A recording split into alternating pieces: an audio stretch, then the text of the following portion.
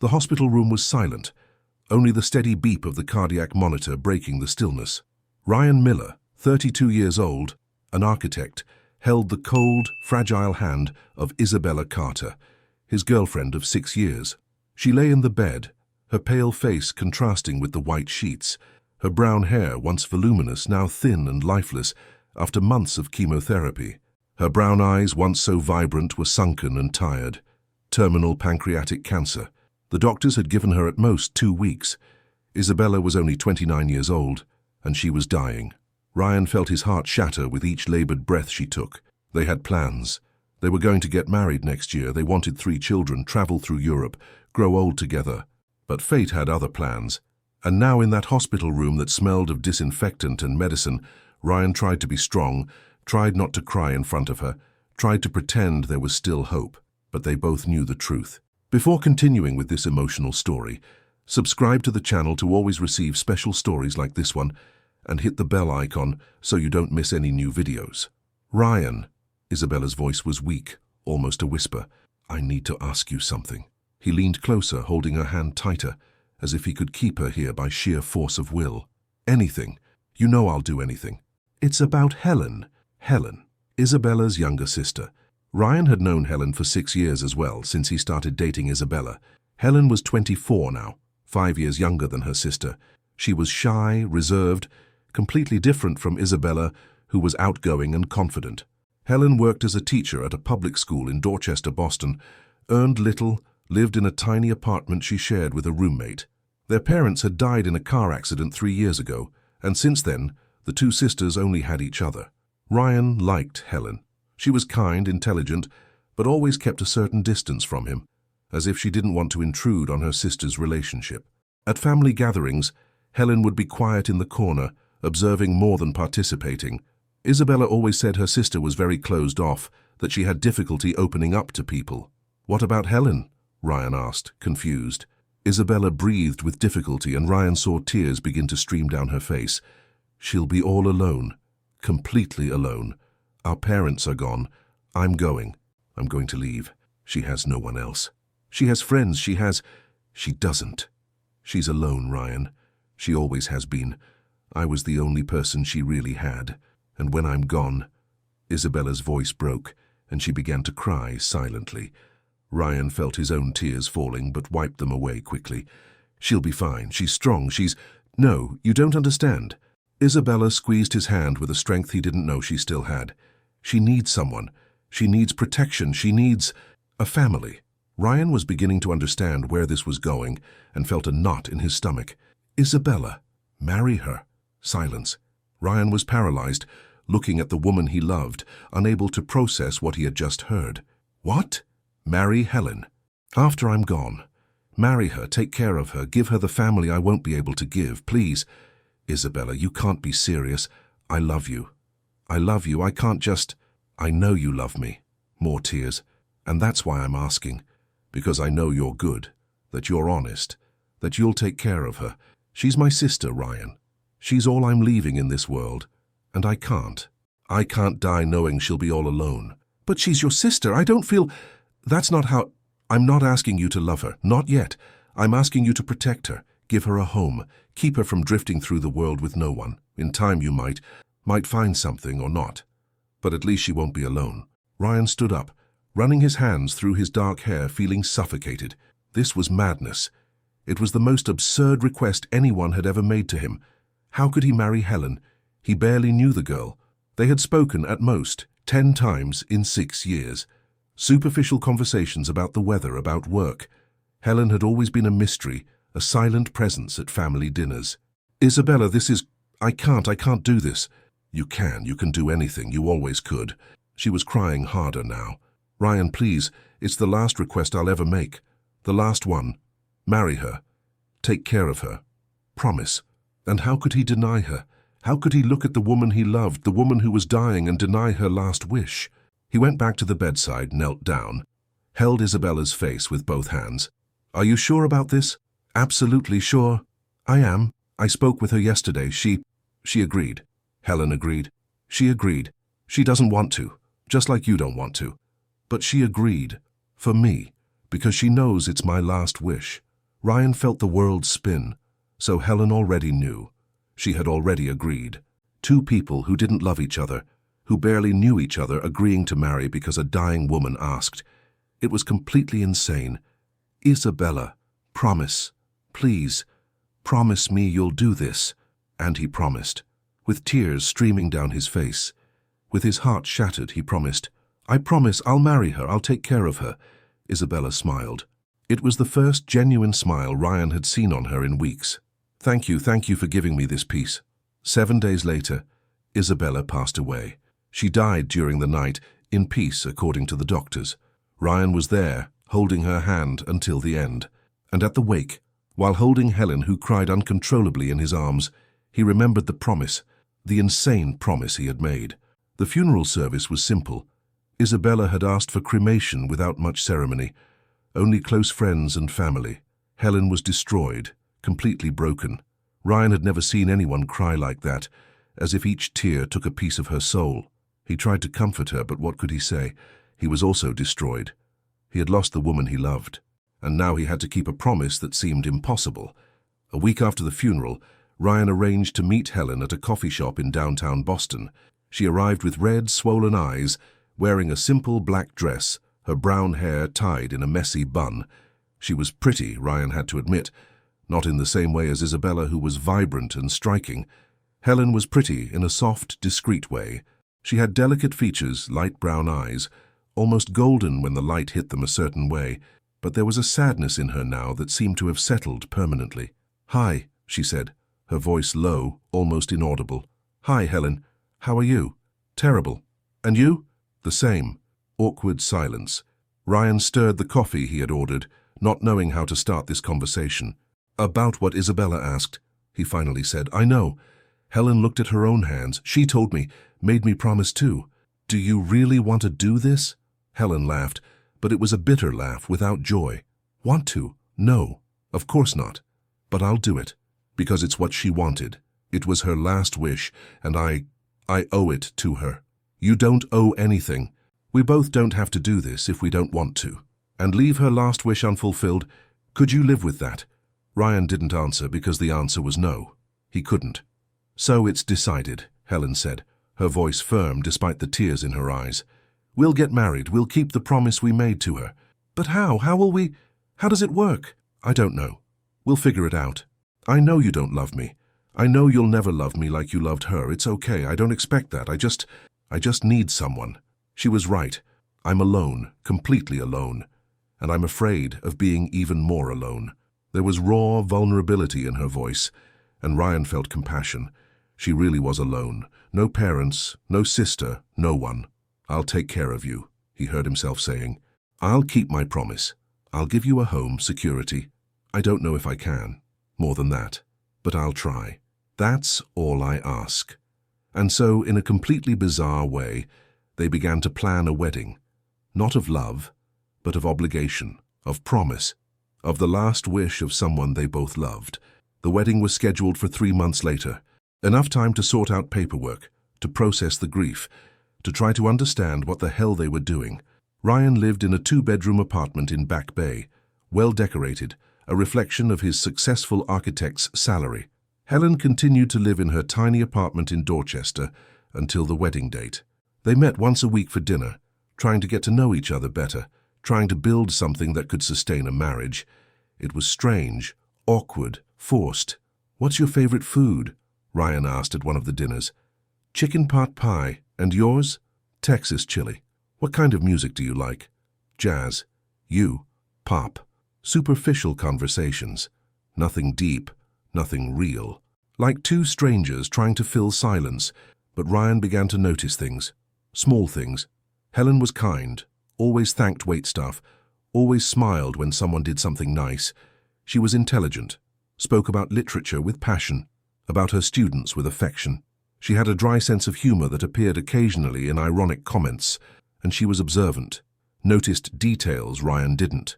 How he ran his hand through his hair when he was nervous, how he avoided talking about Isabella. "You can talk about her," Helen said at dinner, 2 months before the wedding. "About Bella. I know you avoid it, but you can talk. I miss her too. I don't want to hurt you." You don't hurt me by talking about her. She was my sister. She was the most important person in my life. I want to remember her." And so Ryan talked. He talked about how he met Isabella at a company party, about their first kiss in the rain, about how she made him laugh, about how they planned their future. And Helen listened, crying silently. But she listened, and when he finished, she talked too.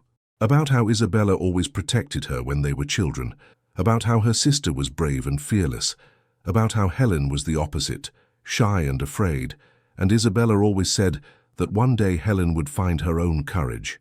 "She believed in me more than I believed in myself," Helen said, "and now she's gone and I don't know how to be brave alone."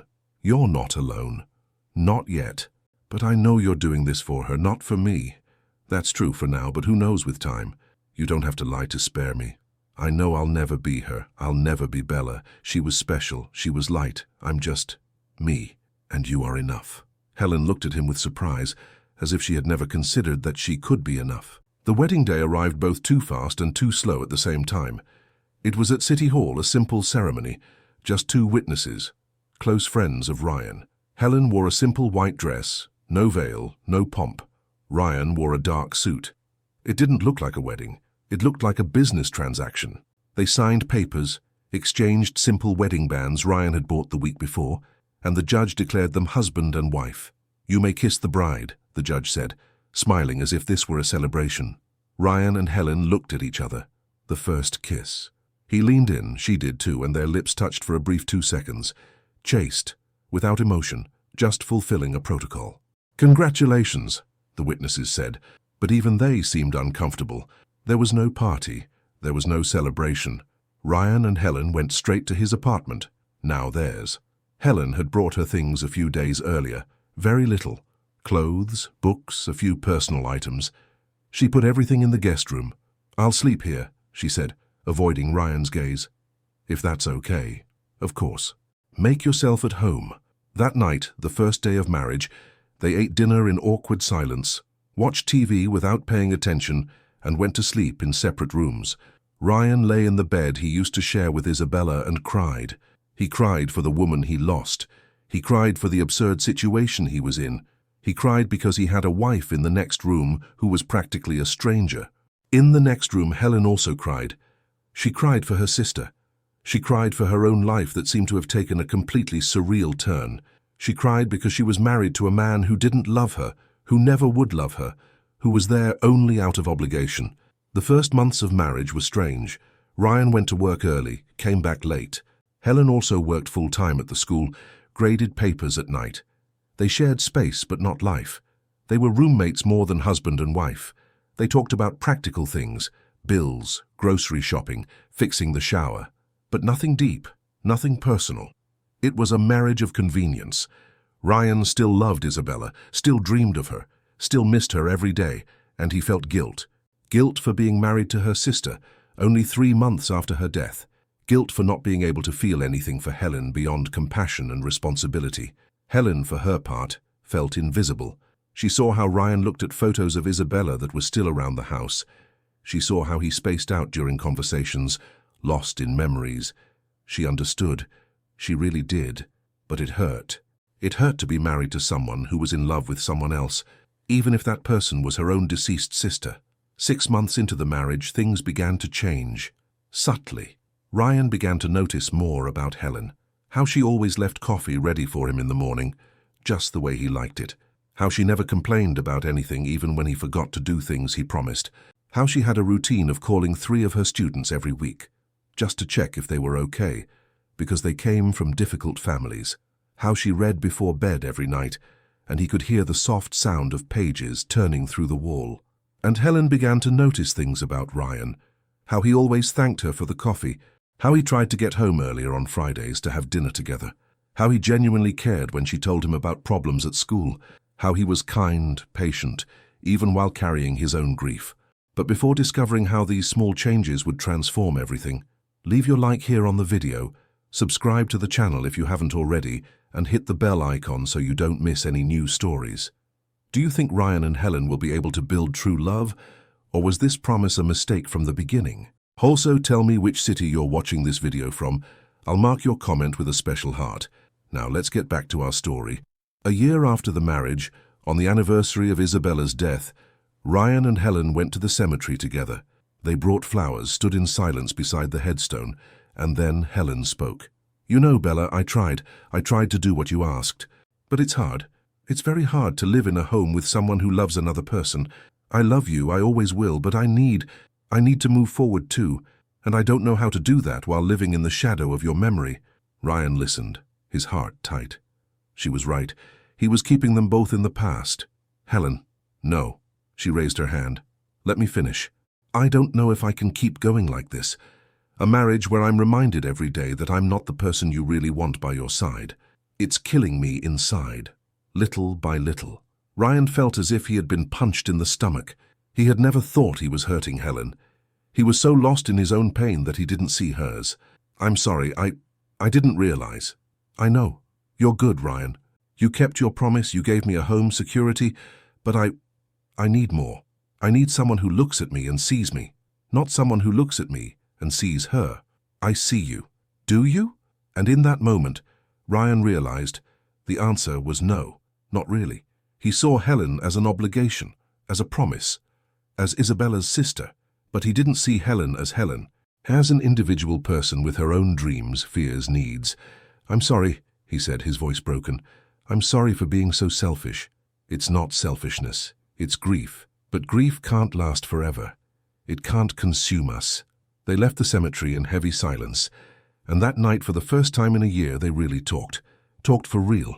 Ryan told her about the guilt he felt, about how he didn't know how to let Isabella go, about how he was afraid that forgetting her would be a betrayal, and Helen told him about the loneliness she felt, about how she felt guilty for wanting more than a marriage of convenience, about how she loved her sister but also needed to live her own life. "You don't have to forget her to see me," Helen said.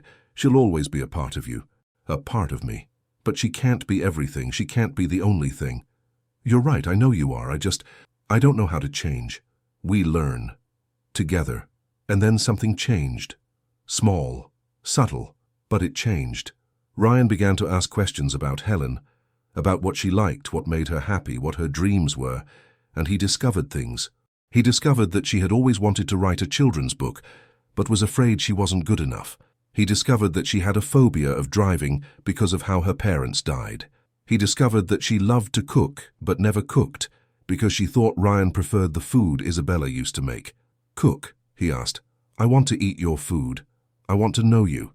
And she cooked. She made chicken pot pie, her favorite dish. And it was delicious. Different from Isabella's pot pie, but delicious in its own way. They started doing things together, simple things. Watch movies Helen chose, walk in the park on Sundays, cook together. And little by little, very slowly, something began to grow. It wasn't love, not yet. But it was a connection. It was friendship. It was partnership. 18 months into the marriage, they were having dinner when Helen dropped a bombshell. "I'm pregnant." Ryan almost choked on his food. "What?" "I'm pregnant. 2 months. But how? We never... Remember that night? 3 months ago? When we drank too much wine and..." Ryan remembered. It had been his birthday. Helen had made a special dinner. They had drunk 2 bottles of wine.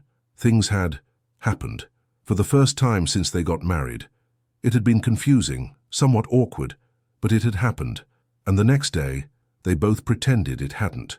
They went back to their routine of separate rooms. I didn't know you could. Neither did I, but it happened. And now we're going to have a baby." Ryan was in shock. A baby. He was going to have a baby. With Helen, the woman who had been a stranger 18 months ago, the woman he married out of pity and a promise. And now they were going to have a child together. "What do you want to do?" he asked. "I don't know. I want the baby, but I don't know if you want it. I don't know if our marriage will survive a baby when it barely survives just being the 2 of us. I want it." Ryan surprised himself with his own certainty. "I want the baby, and I want to really try to make this work, you and me, as a real couple, as a family." Helen had tears in her eyes. "Are you sure? You're not just saying that because I'm pregnant." "I'm saying it because it's true. These last few months, getting to know the real you has been good, different, and I want more of that. I want to build something real with you." And there, at that dinner table, with the news of an unexpected pregnancy, they decided to really try. Try to be real husband and wife, not out of obligation, but by choice. Ryan moved into the master bedroom, the room that had been his and Isabella's. He took photos of her off the walls, didn't throw them away, put them in a box with care, but took them down, bought new decor, let Helen choose colors, furniture, transformed it into their room, not hers and Isabella's, theirs. "Are you sure?" Helen asked, watching the photos being put away. "I am. Isabella will always be a part of me. But you're here now, alive, real, and you deserve to have your own space, not to live in a shrine to someone else." The pregnancy was difficult. Helen had terrible morning sickness, was always tired, and Ryan took care of her, made her breakfast when she couldn't get out of bed, massaged her swollen feet, went to every doctor's appointment, and in the process, he fell in love. Not in an explosive way like with Isabella, but slowly, gradually, like a plant growing. He fell in love with her strength, with her kindness, with the way she talked to her belly, sang to the baby, with the way she laughed at her own bad jokes, with the way she still worried about her students even when she was exhausted. "I love you," he said one night, surprising himself. Helen was lying on the couch, hands on her 6-month belly, watching TV. "What? I love you. Not like I loved Isabella. It's different, but it's real. It's true. I love you, Helen." Tears streamed down her face. "Are you sure? You're not confusing gratitude or—" "I'm sure. I love you. I love who you are. I love being with you. I love the life we're building." "I love you too," she whispered. "I always have since before we got married. I always had a crush on you, but you were Bella's boyfriend, and I never said anything." Ryan felt as if the world had stopped. "You what?" "I always loved you. That's why I agreed so quickly when Bella asked. It wasn't just for her, it was because I wanted to. I wanted a chance to be with you, even if it was like this, even if it all started wrong. Why did you never say, 'Because you loved her, because I felt guilty, because I thought it was wrong'? Bella was dying, asking you to take care of me, and I was secretly happy about it. What kind of sister does that make me? It makes you human. It makes you real." They kissed. For real this time. Not a kiss of obligation. A kiss of love. And that night, for the first time, they made love for real. Not sex from wine and confusion, but real, conscious, chosen love. 3 months later, Sophia was born. A beautiful girl with brown hair and golden eyes like Helen's. Ryan cried when he held her for the first time, cried from happiness, from relief, from love. And when he looked at Helen, tired but smiling in the hospital bed, he knew. He knew he had made the right choice, that Isabella, wherever she was happy. She had given him and Helen something neither of them imagined would be possible. But the real revelation would come at Sophia's christening 3 months after her birth, a revelation that would change everything. That would answer questions Ryan didn't even know he had. That would show that Isabella had kept a secret that would explain everything. And at the christening ceremony, when Ryan least expected it, everything would be discovered. But what would be discovered? Why did Isabella really ask for that, and was there someone else involved in all this? Do you think Isabella had ulterior motives? That there was something she didn't tell? Tell me which city you're watching from and what you think will be revealed. Now let's find out the whole truth. St. Francis Church was decorated simply for Sophia's christening. Only close family and friends, about 40 people. Helen looked beautiful in a light blue dress, holding Sophia, who wore a long white christening gown. Ryan was beside them, in a grey suit, smiling proudly. The godparents were their close friends. Everything was perfect. Everything was happy. It was a day of celebration. The ceremony was just ending when a woman entered through the church door. She was about 60, with grey hair tied in a bun, wearing simple but neat clothes, and she was carrying a large envelope. Ryan didn't know her, but he saw Helen go completely pale when she looked at her. "Mrs. Martin," Helen whispered, her voice trembling. The woman approached with slow but determined steps. She had tears in her eyes and the expression of someone carrying an enormous weight for a long time. "Helen, my dear, I'm sorry to show up like this. I know it's not the right moment, but I have to. I promised Isabella that if you ever had a baby I would come. I would tell. I couldn't let it pass." "Tell what?" Ryan asked, confused. "Who are you?" "My name is Amelia Martin. I was the nurse who cared for Isabella in her last months. And there's something she made me promise to tell you, but only if you stayed together, only if you built a real family.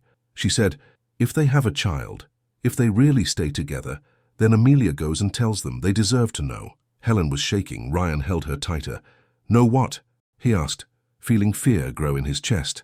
Amelia opened the envelope and took out several sheets, documents, old photos, and a handwritten letter. Isabella wasn't dying of pancreatic cancer. Absolute silence. Ryan felt the world stop. What? Let me explain. Amelia took a deep breath. Isabella had a rare disease, a degenerative genetic disease. The doctors misdiagnosed her at first. They thought it was cancer, but later they discovered the truth. It was a hereditary disease, fatal, no cure, and more importantly, she looked directly at Helen, a disease that Helen also has. Helen let out a sob. Ryan quickly took Sophia from her arms because Helen seemed about to collapse. No, Helen whispered. No, that can't be true. It's true, my dear. Isabella discovered that you both had the disease. They did genetic testing. You were in a very early stage. She was in an advanced stage. But both of you had it. But I'm fine. I'm healthy. For now. The disease acts differently in each person. For Isabella, it was fast and aggressive. For you, it could take years, decades, or it could accelerate suddenly. The doctors don't know. Ryan felt his legs wobble. He sat on a church pew, still holding Sophia, who began to cry as if she felt the tension. Why didn't she tell us? He asked, his voice almost soundless. Amelia sat beside them and began to read the letter. My dear Ryan and my beloved Helen, if you're hearing this, it means you did what I asked. You got married, you stayed together. You might even have a child. And that makes me so happy I can't even explain. I need to tell you the truth now. A truth I kept because I was afraid that if you knew, you wouldn't do what I asked. Ryan, you asked me so many times why I was asking this, why I wanted you to marry Helen. I said it was because I didn't want her to be alone, and it was true. But it wasn't the whole truth. The complete truth is Helen has the same disease I have, a genetic disease that has no cure. That will eventually kill her too. I don't know when. It could be in 5 years. It could be in 20. It could be in 30. But it will happen. And when I found this out, when I saw that I was going to lose my sister too, I panicked. Because Helen is shy. She's closed off. She has difficulty opening up to people. And I knew that if I died and she was left alone, she would never seek help when the disease started. She would never tell anyone. She would die alone and scared. But if she had you, if she had someone she already knew, already trusted, someone who promised to take care of her, then when the disease came, she wouldn't be alone. She would have you. And maybe if you really stayed together, if you built a life together, you would have lived enough together that this moment would be less painful, that she would have happy memories, that she wouldn't die only with pain. I know it seems like manipulation.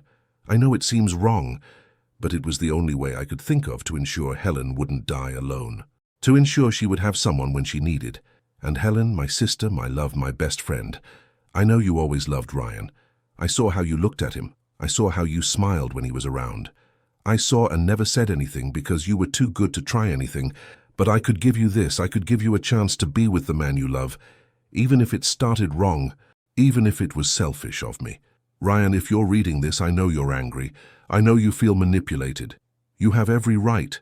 But I also know that if you stayed together long enough to have a child, it's because you have real love now. Not love out of obligation, real love. And I ask, when Helen's disease starts, and it will, take care of her, like you took care of me. Like I know you're capable. Don't let her go through it alone. Please, I love you both. I always have. And if you're together, if you're happy, then it was worth it. Every lie was worth it. With eternal love, Isabella. Silence. Only Sophia crying softly. Ryan was in shock, processing. Helen was crying, her hands covering her face. She lied, Helen said between sobs. She lied to both of us. She manipulated us. She loved you, Amelia said softly. In a wrong way, perhaps, but she loved you and she wanted to protect you. Ryan looked at Helen, at the woman who had become his real wife, mother of his daughter, the person he loved. And now he discovered that she had a terminal illness, that he was going to lose her too, like he lost Isabella. How long? He asked, his voice broken. How long does she have? Impossible to know. Helen needs to get tests, medical monitoring. The disease could still be dormant, or it could be starting to manifest. She needs a specialist doctor. Helen lifted her face, eyes red and swollen. I'm going to die, just like she died. I'm going to leave you, leave Sophia, just like Bella left us. No.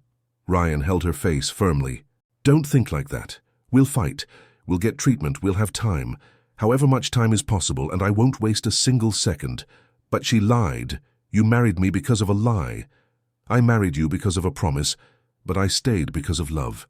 I love you, Helen. This revelation doesn't change that. It just means I need to love you stronger, for however long we have. It's not fair. It's not fair to you.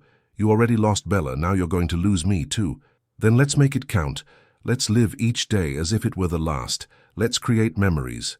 Let's be happy, as much as we can. Amelia wiped her own tears. Isabella said you would say that. She said she trusted you to make the right choice. Ryan felt anger mixed with love. Anger at Isabella for manipulating, but also gratitude, because if she hadn't done what she did, he would never have gotten to know the real Helen. Never would have fallen in love. Never would have had Sophia. There's one more thing, Amelia said, taking out one last document. Isabella left money, a lot of money. It was from her parents' inheritance who died in the accident. She saved it all for Helen's medical treatment, for when she would need it. It's $250,000. It's all documented, legal, waiting for you. Helen looked shocked. She saved it all? She did. Invested it. Made it grow. All thinking of helping you when the time came. She planned everything, Helen, every detail, because she loved you more than anything. That day, a christening that should have been a celebration became a painful revelation. The guests left confused, whispering among themselves, trying to understand what had happened. Ryan said Helen wasn't feeling well, that they needed to leave. No one questioned it, but curious looks followed them to the car. On the way home, no one spoke. Sophia cried in the back seat, feeling her parents' tension even without understanding. Helen looked out the window, silent tears streaming. Ryan drove with a knot in his throat, his hands tight on the wheel. When they got home, they put Sophia to sleep. The baby was exhausted from all the crying. And then, finally alone in the living room, everything collapsed. She knew, Helen said, her voice broken. Bella knew all along that I was going to die too, and she didn't tell me. Kept that from me during all those last months. She was trying to protect you. By lying, by manipulating. That's not protection, Ryan. That's control. She was scared. Scared of losing you and leaving you alone when the time came. Helen turned to him, her eyes burning with anger and pain. And you? How do you feel knowing you married me because of a lie? That Isabella used your kindness, your love for her, to push me onto you? Ryan felt the words like punches, because he had been having similar thoughts since Amelia revealed everything. He felt manipulated, used, but also, I feel angry, he admitted. I feel like I was deceived, but I also feel my gratitude, because if she hadn't done what she did, I would never have gotten to know the real you, never would have fallen in love with you, never would have had Sophia. But would you have chosen this? If you knew the complete truth from the beginning? Ryan thought honestly. He would be honest with her, even if it hurt. I don't know. Probably not. And that's why Isabella lied. Because she knew that if she told everything, I would say no, you would say no, and you two would be alone facing this disease. So she took away our choice. She did, and it was wrong. But also, she gave us something we didn't know we wanted. Helen sat on the couch, burying her face in her hands. Ryan sat next to her, not knowing if he should touch her, if she wanted to be touched at that moment. I'm going to die, she whispered. Like her. I'm going to leave you. Leave Sophia, and you're going to suffer all over again. Then let's do it differently this time. Let's live knowing, let's enjoy every moment, let's create memories so strong that when the time comes, we'll have so much accumulated love that it will last forever. How can you be so strong? I'm not strong, I'm terrified. But I won't let fear waste the time we have. I already wasted a year after marrying you, treating our marriage as an obligation. I won't waste another day. Helen finally looked at him, and something in her gaze broke and rebuilt itself at the same time. Hold me, please, just hold me. And he held her, tight, as if he could keep her here by the strength of his embrace. And they cried together, for the revelation, for the manipulation, for the disease, but also for gratitude, for love, for the life they had built together. In the following weeks, Helen had a battery of tests. They were agonizing days of waiting. Every appointment was a new emotional roller coaster. Ryan went with her to all of them, holding her hand, being the support he promised to be. And the news was better than they expected, but worse than they wanted. The disease was there, present, but inactive, dormant. It could stay that way for years. Or it could wake up at any moment. It was a genetic time bomb. But for now, Helen was healthy. The geneticist who saw them, Dr. Marcus Sanders, explained in detail, "Your disease is extremely rare, literally a few hundred documented cases in the world. It acts completely differently in each person. For Isabella, it was aggressive from the start. For you, Helen, it's completely inactive. It could remain that way for decades, or it could activate tomorrow. There's no way to predict." "And if it activates," Ryan asked, "is there treatment?" "Experimental treatments. Nothing with a high success rate. The best thing we can do is constant monitoring, tests every 3 months, and at the first sign of activation we start aggressive therapies." "And Sophia?" Helen asked, her voice trembling. "Could she have inherited it?" "We already did the test. She doesn't have the gene. It skipped her completely. Your daughter is free of the disease." It was the first good news amid so many bad ones. Helen cried with relief. At least Sophia would be okay. At least one good thing had come out of all this. "Let's enjoy it," Ryan said on the way home after leaving Sophia with a babysitter to go to the appointment. "Every day, every moment, we're not going to live in constant fear. We're going to live with purpose." And they did enjoy it. Ryan asked for a schedule change at the architecture firm where he worked, started leaving earlier, refused projects that required long trips. He wanted to be home, with Helen, with Sophia. Helen, for her part, made a radical decision 3 months after the revelation. "I'm going to quit my job," she announced during dinner. "What? Why?" "Because I don't know how much time I have, and I don't want to spend that time grading papers and doing school paperwork. I want to write, I want to travel, I want to live." "What about money?" "We have the money, Isabella, left. We have your savings, and I need to do this, Ryan. I need to feel like I'm living, not just existing, waiting to die." "Then do it. Write. Live. I support you." And she wrote. The children's book she had always dreamed of writing. A story about 2 sisters, one brave and outgoing, the other shy and observant, who face an adventure together. It was clearly about her and Isabella, but transformed into a beautiful, moving fantasy. It took 8 months to finish. And when she finished, she cried for 3 days straight. "I finished it," she said to Ryan, holding the printed manuscript. "My book, my story, and it's for her, for Bella, to immortalize us, so that when I'm gone, Sophia can read it and know the aunt she won't really remember." Ryan read the book in one afternoon, and he cried. It was beautiful, it was painful, it was real. Isabella was in every page, but so was Helen. There was love between sisters. There was sacrifice. There was life. "You need to publish this," he said. "No one will want to publish a story by an unknown author. They will, because it's too good to ignore." And he was right. After 17 rejections, a small publishing house accepted it. The book was published when Sophia was 2 years old. It sold modestly at first, but then it was nominated for a Children's Literature Award, and it won. And suddenly, Helen was an award-winning author. She was doing interviews, book fairs, giving talks at schools. "Isabella would be so proud," Helen said after receiving the award, trophy in her hands, tears of happiness streaming. "She always said I was talented, but I never believed it. Until now. She knows. Wherever she is, she knows, and she's proud." 2 years passed, then 3, then 5, and Helen remained healthy. They did their tests religiously. The disease was there, but quiet. The doctors couldn't explain it. Maybe it was luck. Maybe Helen's genetics were different. Maybe love was a medicine that science didn't understand. "Sometimes I feel guilty," Helen said one night, lying in bed. Sophia was 5 years old now and slept in her own room. Guilty for being alive when Bella died, for being happy when she didn't have a chance. She wanted this, wanted your happiness, did everything to make sure you would have it. In a manipulative way, in a desperate way, in the way of an older sister who would do anything to protect her younger sister. Have you forgiven her? For lying? Ryan thought honestly. I have, because I understand why she did it, and because she gave me you, gave me Sophia, gave me a life I love, even if it started wrong. I've forgiven her too, but sometimes I'm still angry. You can be angry, she would understand. 10 years after the marriage, Helen was still healthy. The disease remained dormant. Sophia was 8 years old, a beautiful, intelligent girl who loved to read and draw. Ryan and Helen renewed their vows, this time in a real ceremony, with friends and family, celebrating the love that had grown from obligation to real passion.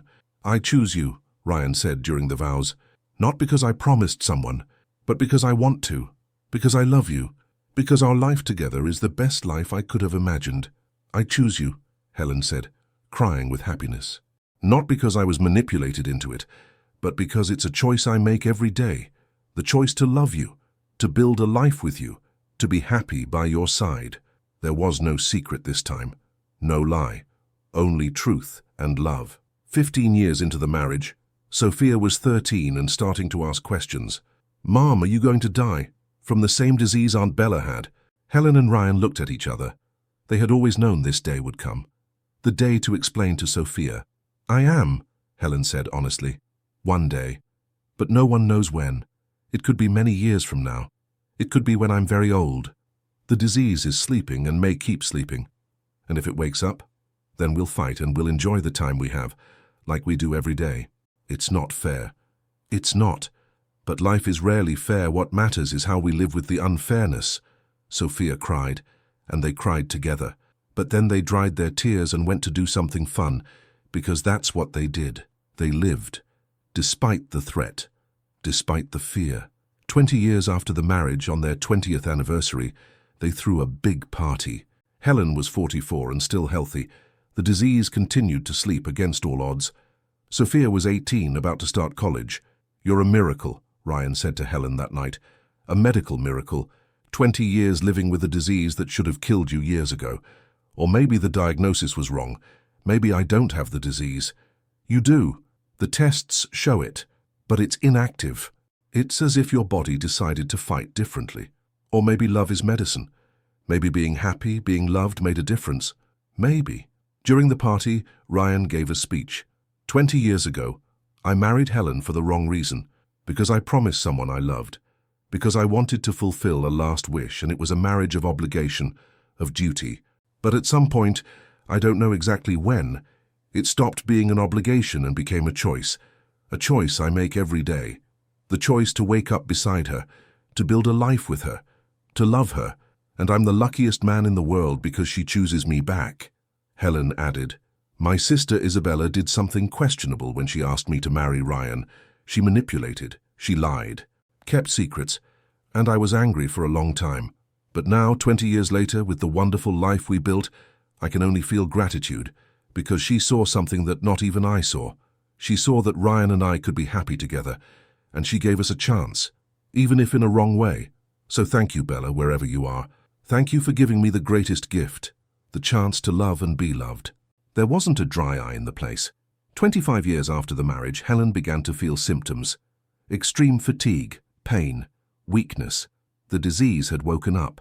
Doctors confirmed it was progressing, not as fast as with Isabella, but it was there, active, fatal.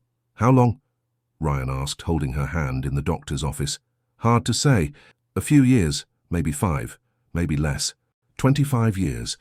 They had had 25 years together. 25 years they shouldn't have had if the disease had acted as expected. 25 years of love, happiness, family. It was much more than they expected, but it still wasn't enough. It would never be enough. We'll fight, Helen said, until the end. And they fought. Experimental treatments, medications, therapies. The money Isabella had left was all used, and then some. Sophia, now 23, a newly graduated doctor, helped find the best specialists, but they all said the same thing. It was only a matter of time. 3 years later, Helen was in an advanced stage. Spent most of her time at home in palliative care, Ryan by her side every moment he could.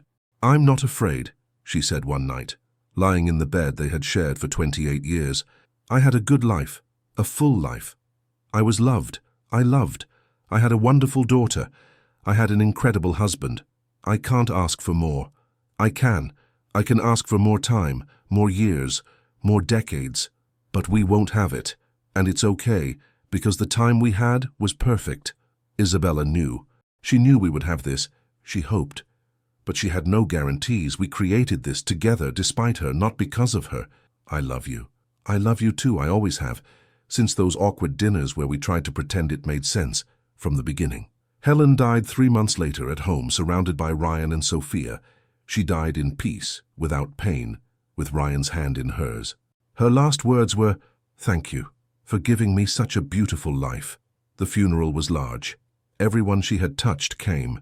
Students from decades of teaching, friends, family, and Ryan stood there, looking at the casket, feeling the weight of a second loss, but different from the first.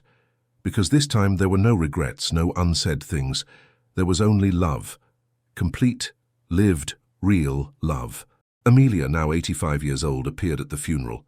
She was brave, she said to Ryan. Isabella and Helen both were. They were. And they taught me about love, about sacrifice, about living fully. Isabella would be happy.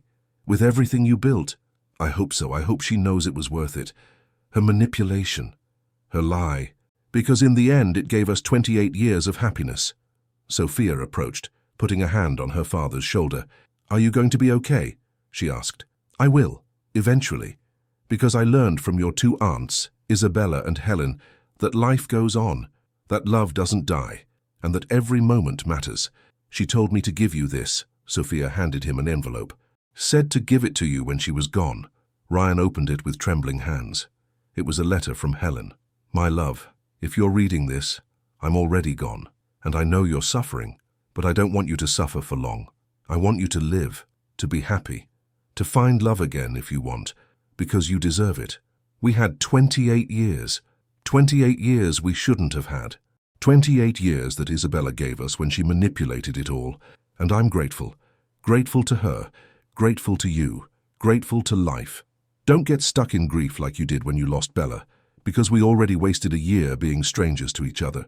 Don't waste more time. Live for me, for Isabella, for you, and thank you for loving me, for choosing me, for giving me such a beautiful life that I couldn't even imagine in my best dreams.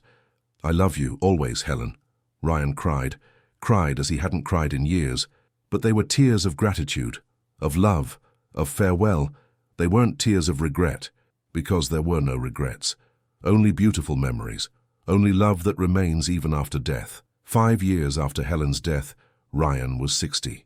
Sophia was 33, a successful doctor, a specialist in genetic diseases, working to find a cure for the disease that killed her aunt and mother. She didn't have the disease. They had tested. The gene had skipped her, but she dedicated her career to fighting it. I'm engaged, Sophia announced one day. Really, who's the lucky guy? Remember Daniel? We studied medicine together. He proposed yesterday. I'm happy for you. Your mother would be happy. She is happy, I know she is, and I have a request for you. What? I want you to give a speech at my wedding, about love, about how you and Mom built something beautiful, even though it all started wrong, because I want to remember that real love isn't perfect, it's built, it's chosen, day after day. And Ryan gave the speech. At his daughter's wedding, he told the full story, about Isabella and her last request, about the promise he made, about the marriage of obligation that became real love, about 28 years of happiness stolen from death, about how love can be born in the most unlikely places. Did Isabella manipulate? He said. Yes. Was it wrong? Perhaps. But in the end, she gave us a chance to build something real, and that's what matters. Not how love begins, but how it's built, how it's nurtured, how it's lived. So to you, Sophia and Daniel, I wish that you build love every day, that you choose each other every day, that you don't wait for perfection but create beauty in imperfection, like Helen and I did, like Isabella dreamed we would. And Helen, wherever you are, thank you. Thank you for loving me, for choosing me, for giving me such a rich life that it made up for all the pain, all the grief, all the loss. And Isabella, thank you for being manipulative and loving at the same time, for seeing what I couldn't see, for giving us a chance we would have never asked for, but which became the greatest gift. Because in the end, love isn't about how it starts. It's about how it grows, how it survives, how it transforms. And our story, of 3 sisters, of a promise, of obligation turning into choice, is proof that love can bloom in the most unlikely places, if we give it a chance. if we are brave, if we choose. There wasn't a dry eye at the wedding, and Ryan knew that wherever Isabella and Helen were, they were smiling, because in the end, Isabella's absurd plan had worked. It had given Ryan and Helen 28 years of love. It had given Sophia a family. It had given all of them something precious, a chance to live, love, and be happy, even in the face of death, even in the face of the impossible. And that was their story. Imperfect, manipulated, complicated, but real, so painfully, beautifully real. Comment down below "Love wins" to let me know you made it to the end of this video, and I'll mark your comment with a special heart. And if the story of Ryan, Helen, and Isabella moved you, I have another even more surprising one to share with you. Just click on the video that's appearing on your screen now and I'll tell you everything. A big hug, and see you at the next emotional story. Bye-bye.